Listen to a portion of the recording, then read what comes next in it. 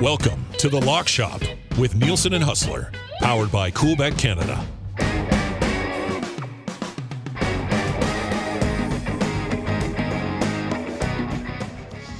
Hello, everyone, and welcome to a Friday episode of The Lock Shop. What is up? Dustin Nielsen and Hustler Andrew Patterson with you. Find us on Twitter. I'm at NielsenTSN1260. Hustler is at Hustlerama. And as always, The Lock Shop is brought to you by our friends at Coolbet. Visit them at coolbet.com. Sign up for an account today. Use the bonus code LOCKSHOP, and you will get a 100% deposit bonus on your initial deposit up to $200. Huss, what's up, buddy?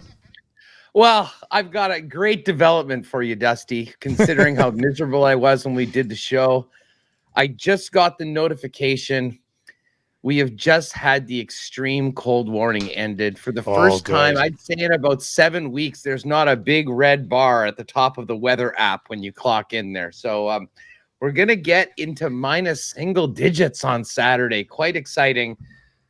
Jets could probably make people a little happier around with pulling off a big upset tonight in Colorado. Oh, that'd be big. Hammering the money line on the underdog tonight, but looking forward to it.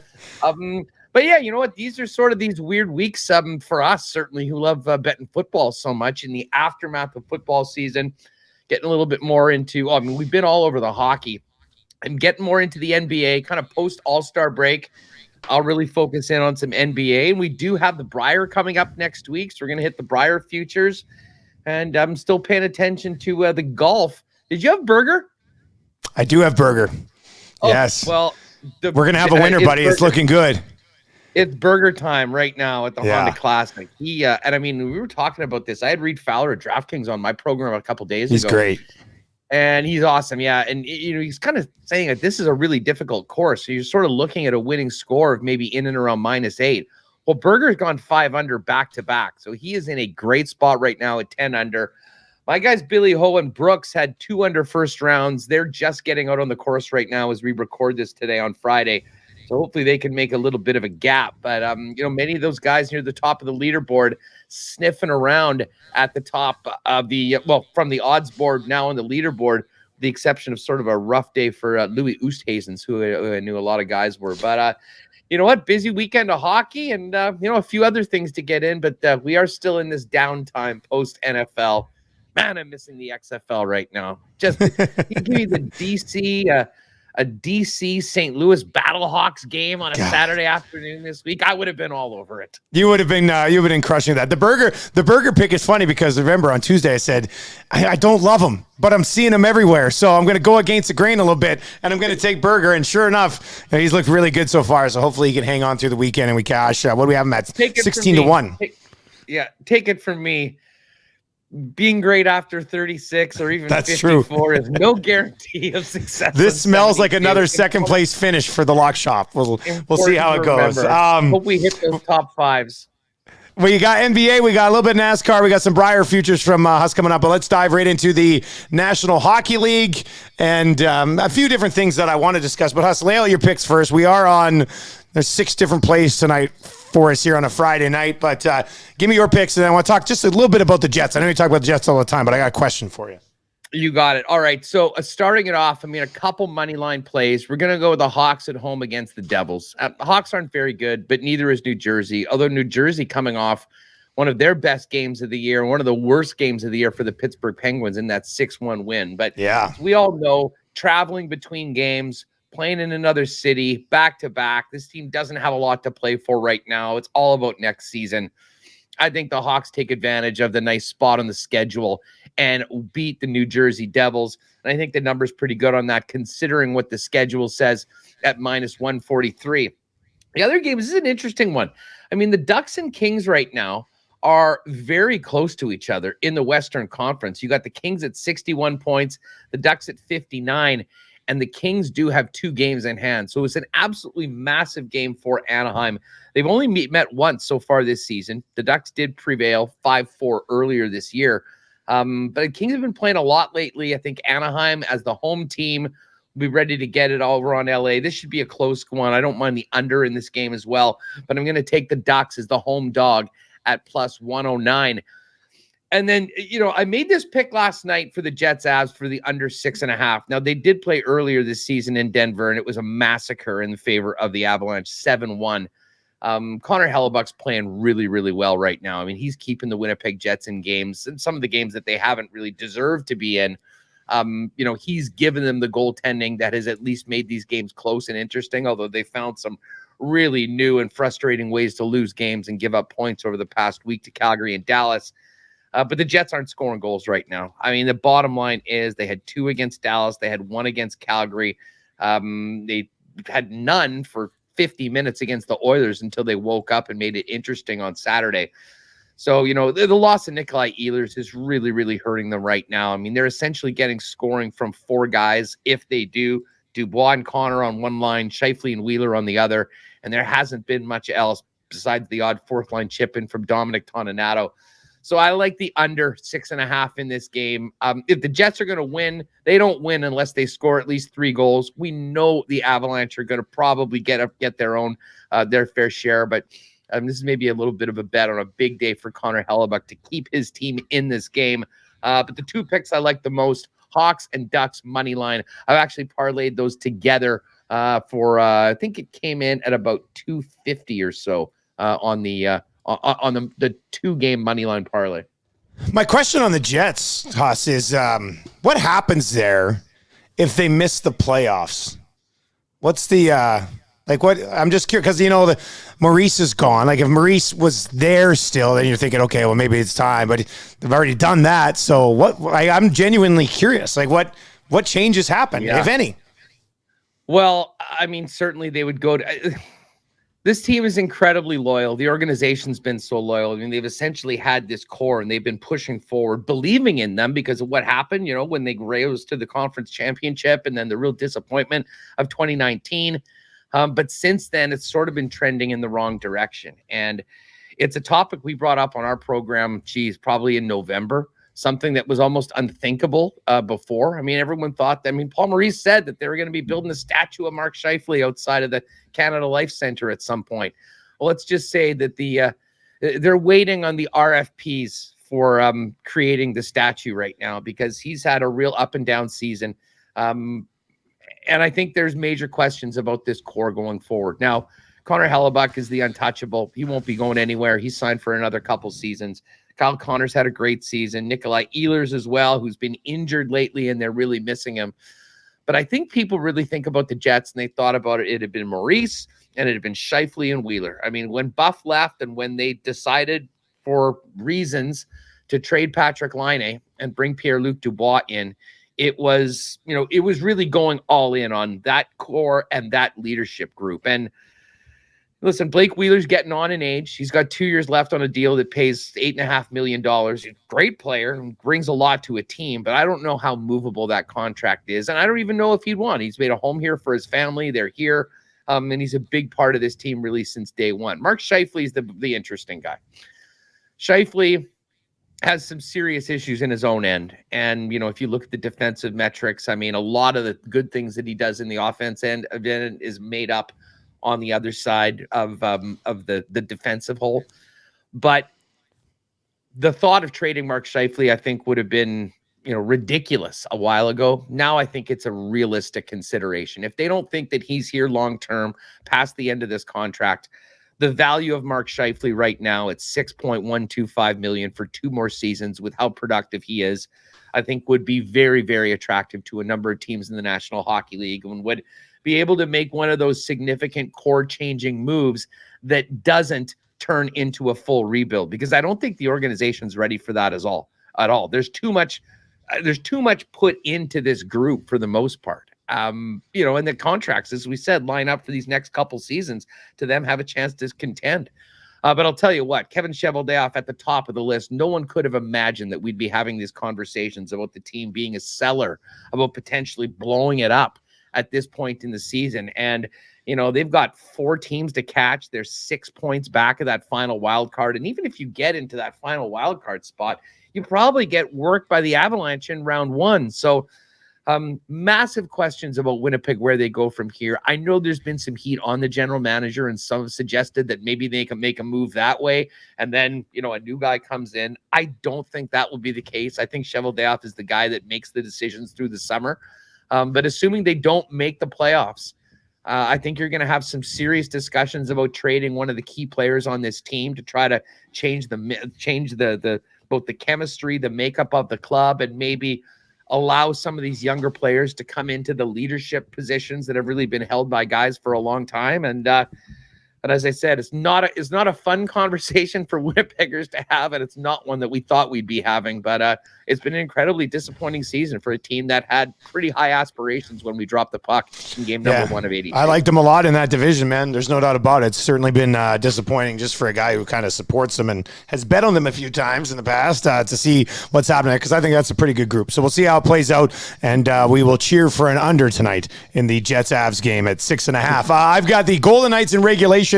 Maybe I get Vemelka here on the other side with the Coyotes, because I know he has the ability to stand on his head. He is 7-21-1 or something. So, but most of those wins he has been brilliant in. But I will go with the Golden Knights minus 154 in regulation. I'm going to go with the St. Louis Blues. The Blues have won 4 of 5. The Buffalo Sabres have lost 4 in a row. And in those losses, let me just see. I thought I had it up here. In those losses, the Sabres have lost by at least 2 in every single one of those games. They lost 3-1 to Ottawa, 5-3 to Colorado, 7-3 to the Columbus Blue Jackets, and 4-0 to the now excellent Montreal Canadiens. So I'm going to go on the Sabres to lose by 2 for a 5th consecutive game. St. Louis minus 1.5 at minus 118. And then I'm going to take the over in the Columbus-Carolina game, because we know Carolina can score, and the Blue Jackets, my goodness, with the heater that Laine's been on, the Blue Jackets all of a sudden have found a way to score goals in bunches. And if they want to have to play some run and gun with the Carolina Hurricanes, I think the Carolina Hurricanes will not have an issue with that. Here's Columbus in their last 4 games, 7, 4, and 6 goals. They've also hit the over in 8 of their last 10. One was a push at 7, and then an under in Montreal Columbus. It was 2-1, and that was 6.5. So they've had one under in their last 10 games. It's 6.5 against a Carolina team that can certainly score. So it's minus 110 over 6.5. And I think you got to ride the jacket overs until they buck you, buddy. Well, it's quite funny that we just had this Jets conversation and we immediately go to Columbus, because let's just say that there's a lot of people keeping an eye on the Blue Jackets and what a certain guy wearing number 29 is doing. First of all, I know tons of Lock Shop listeners and Winnipeg Sports Talk listeners were with us on heavy pieces on Patrick Laine overs. I mean, it was insane. That thing came out at 18.5 and 19.5. I think it finished at about 21.5. But there are a lot of our listeners that are looking, well, we're now half a goal away. We need Patrick Laine to score 1. He gets 20. Everyone cashes. I would love to ask Chris Abbott the liability on that, because we saw that number move significantly when a lot of the others weren't, and there was a reason for that. Everyone was going on the over, and he's making a lot of people happy right now. And a conversation that we'll be having, just back to the Jets for a minute. I mean, if things don't improve significantly, and we're talking about important games, the trade deadline is March 21st. The Columbus Blue Jackets come to Winnipeg on March 25th for Laine's first game back since then. And I am fascinated at what that will be like, because there is a huge part of this fan base that still absolutely loves the guy, doesn't really understand how it got to the point of why he was traded, why they had to be. And it's no knock on Dubois. I mean, Dubois has been a really, really solid player for the Winnipeg Jets. But, man, when you see what Laine is doing right now, it reminds everyone what he did with those 80 goals in his first 2 seasons. And he's such a special player. That will be a fascinating night at Canada Life Center when he comes in. But to your point right now, they're playing some great hockey. Listen, they're in next year territory right now, but Laine is feeling it. He's hotter than anyone right now. And I'm just looking right now, plus 164 to score in the game tonight. He's scoring every night. If you're getting a nice plus money number, I don't know why you wouldn't jump on it. Although the one time is 2 days ago, I bet him to score 2 in a game. He had 0 in the 7-goal outburst, and then of course comes right back with the deuce the next day. And they made a lot of people money last night. They were just about, I think, a 3-1 underdog against the Panthers. Yeah. And they were losing at one point in World Live Bet. I saw our buddy Justin Bourne tweeting it out. They were like 2-1 with the lead. And but who knows? That may have been part of the issues they had last night. Bottom line is, Laine is on an absolute heater right now. It's a lot of fun, and he's got a lot of fans right here. And he'll be back here at the end of next month. And hopefully the Jets are still in it, because otherwise that's going to be the nightmare scenario for our general manager. Winnipeg Jets forever on the live stream right now. It says, Bet Builder, Laine goal plus over 6.5 in that game tonight. That might be one that I'm going to hop on as well, because I, too, am a Patrick Laine fan. I've just out of the office around the corner here, I've got a nice autographed Laine photo that I've had basically since his rookie season. I love the guy, so I like seeing him have this success right now. So consider me one of those Patrick Laine guys who'd like to see him have success. We'll get to some NBA stuff in just a little bit. Huss has a NASCAR pick for you as well, but he also has a whole bunch of Briere Futures. And Huss, what do you got, buddy? Yeah, well, you know what? Everyone knows I'm a big curling guy, and I've had the benefit, especially through working with Chris and the time we spent at the Olympic trials, of getting a chance to talk to a whole whackload of the stars of Canadian curling. And I'm really, really excited about this field. It's going to be phenomenal, and Coolbet has a full lineup of futures and odds for the Briere, which begins next Friday. But we figured today was a perfect time to get to it, give people some time to make their own thoughts, and check out all of the options that we've got over at Coolbet Canada. I'm going to start it off to win the whole damn thing. I'm going with Brad Jacobs. Jacobs was so close to winning the Olympic trials, and it ended up going to Brad Gushue. And Gushue, not surprisingly, is the favorite for this event. A plus 120 to win. But to me, the number, there's big value in Jacobs. To me, it's so close. And I'll be honest, and you notice with the picks, I'm fading Brad Gushue. I think Gushue has been through so much. I think the emotional toll of the Olympic Games, winning the bronze medal, the pressure on him, I think he's going to come back, spend some time with his family, and I think it's unrealistic to think that he'll be able to keep up the incredible level that he has been. So I'm fading Gushue in this event. Which means I love Northern Ontario at plus 330. Alberta and Kevin Cooey, it's those three teams. Cooey right now is plus 395. But Jacobs has been one of the top teams for a number of years right now, has won it before, and I just think they're poised. And to me, those numbers should be maybe closer to 200 and 250.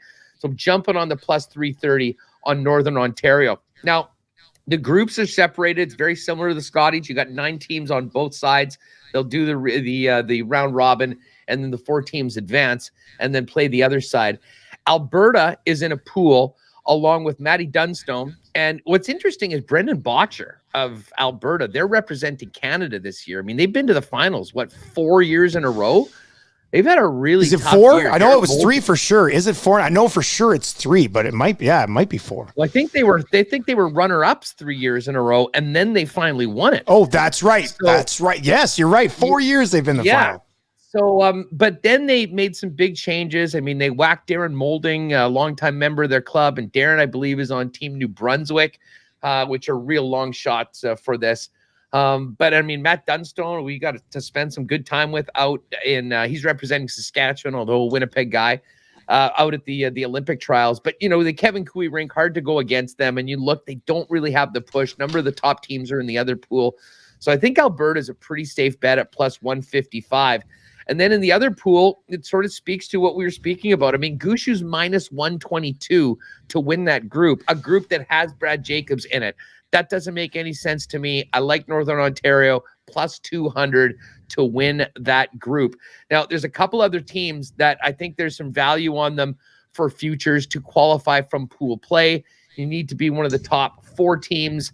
And certainly I like our guys from Manitoba, Team Mike McEwen. They had a great run, big win in the Manitoba final to represent the Buffalo. They're plus 620 to win the group. But just to be in the top 4, minus 141. To me, that seems great value because even the other Manitoba team by the odds would be in there. You got Nova Scotia, Quebec, BC, the Territories, and Nunavut. No one really expecting much. So that number probably should be a little bit higher. Jumped on it at minus 141 for Manitoba. And then on the other side, I'm going to say the same thing about Saskatchewan. Now, really, that number is a little bit higher at plus 110 for the Dunstone rink. They're going to have to take out the Scott/Glenn Howard Ontario representative. I don't think much is expected of New Brunswick, Newfoundland, Labrador, PEI, or Yukon. And everyone will expect that Alberta, Dunstone, and Brendan Botcher will be in there. But I really just thought there was some good value on Saskatchewan at plus 110. And there's a number of props as well. I jumped on two of those. The Brad Jacobs pool wins over under 6.5. I'm taking the over on that at plus 110. And by the same token, going back to the concept that I think Jacobs will do better than Gushue, at least in the round robin. A couple losses for Gushue wouldn't surprise me. Plus 110 on the under for that one as well. So, there's so many things you can get pool wins for pretty much all of the teams. Will there be an 8-ender? Will the skip be a former Canadian junior champion? Hot Dog over at Cool Bets put together some pretty good props for it. So for all you curling hardos, get on over there. Use the promo code LOCKSHOP if you haven't done it before, and make sure to get your wagers in before the first rock is thrown in Lethbridge, coming up in, less than 7 days. I love how heavily you're invested in the Gushue Jacobs back and forth here, buddy. This is great. I'm gonna hop in on this one with you just to have that emotional connection to the Briere this year. Yeah, exactly. I mean, we can take some totals for the round robin. Yeah. So all the games matter. And then, when you get to it, listen, Brad Gushue is incredible, but I just remember how incredibly tight it was between those two. It could go either way. And that was at the point where you're moving up. I mean, it was all about the Olympic Games. I think there's a natural emotional drop off for Gushue coming out of Beijing. 100%. I agree with you on that. As a wild card team right now. And for the Jacobs rink, I think that because they came so close, they feel like they've got some unfinished business. And to me, they are the team to beat. And I think there's some great value on the numbers that we rolled out for them. So bring it on. I love the Briere, love the Scotty. It's going to be a lot of fun. We'll be spending some time with TSN on throughout the day, following what everyone's doing and what should be a great tournament, especially now they should have some fans back and it should look more like a traditional bonspiel as opposed to what we've been dealing with the last couple of years with all these bubbles. We are going to get to a quick NASCAR pick to wrap up the episode, but let's dive into a little NBA action.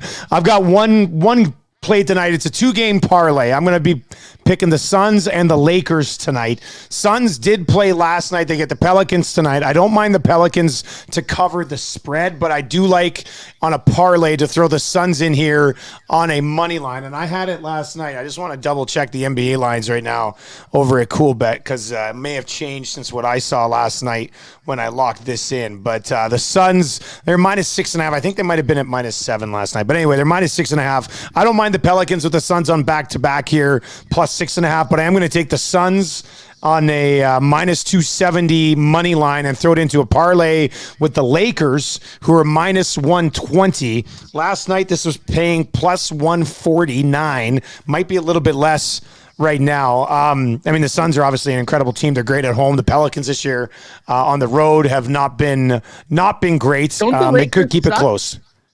Don't the Lakers suck now? Don't the Lakers suck now? Yeah, but the Clippers also suck. This is the key. They've got the two teams in LA that suck right now. They're actually battling at the bottom of the playoff picture right now. That's where we're at. So the Lakers are a slight favorite in this game. There's no Kawhi and no Paul George. So, and there's no Anthony Davis. So this is not your typical Lakers-Clippers matchup, but they beat Utah.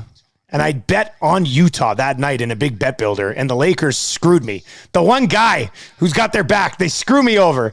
And they beat Utah going into the All-Star break, 106-101 or something like that. I like them at home tonight as a parlay with the Suns to get you some plus money. I do think the Lakers get it done. They have They're 0-2 against the Clippers this season. I think they're 0 for their last 5. Like, they're due for a win against the Clippers. I think LeBron gets it done tonight. LeBron is actually just 0.5 points off leading the entire league in scoring in this season, which is his 19th.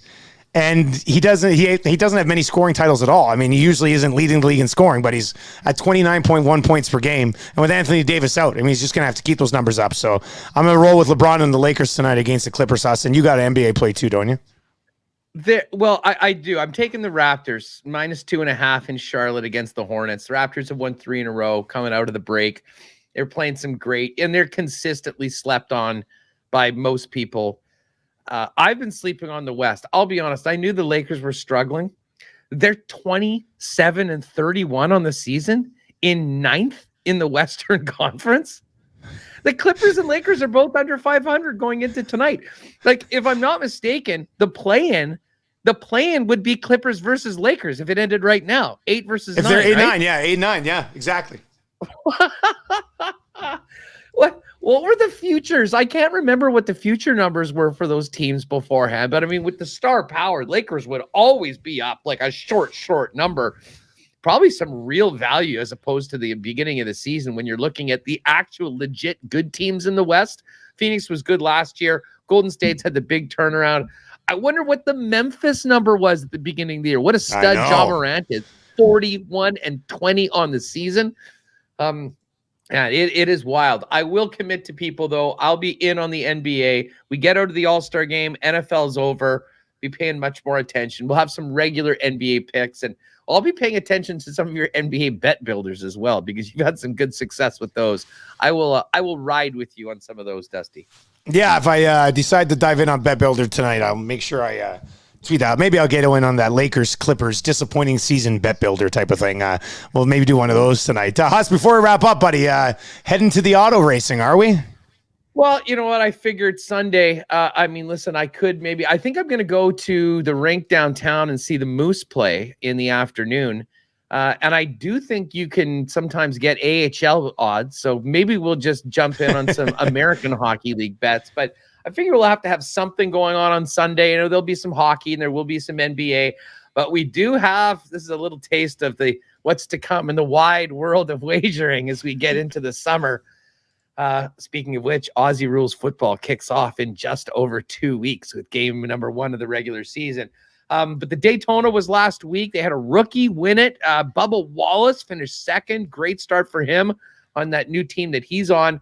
But I'm going to go with my guy, Chase Elliott. He's 7-1. He finished in the top 10 of Daytona, a consistent contender.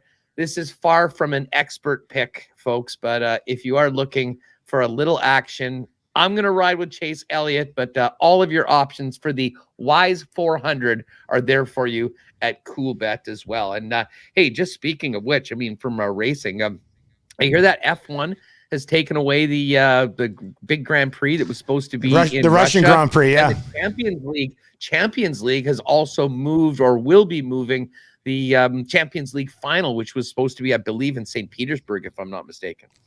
Yeah, they moved it to Paris, and with the World Juniors and World Championships supposed to be there. I mean, I would think IIHF does the same. I mean, you got to move those events. I would think it's not really sending a message, but just for the optics of it, man. Like, you can't be having those events in Russia. What's that? I said, who's going to Russia? I mean, what federation would say, oh, yeah, we'll send our athletes to Russia? We're going to send their kids over there for the World Juniors. Yeah, for sure. Totally going to happen. What's coming up on Winnipeg Sports Talk, buddy? Well, lots of Jets talk. Jeff Hamilton, as I mentioned, is going to join us in the middle of his trek to Denver for the game tonight. Murata Tesh as well in transit. He'll pop on the program. And our buddy Teddy Drip, Ted Wyman of the Post Media Network, our go-to guy for all things curling, is back from Beijing.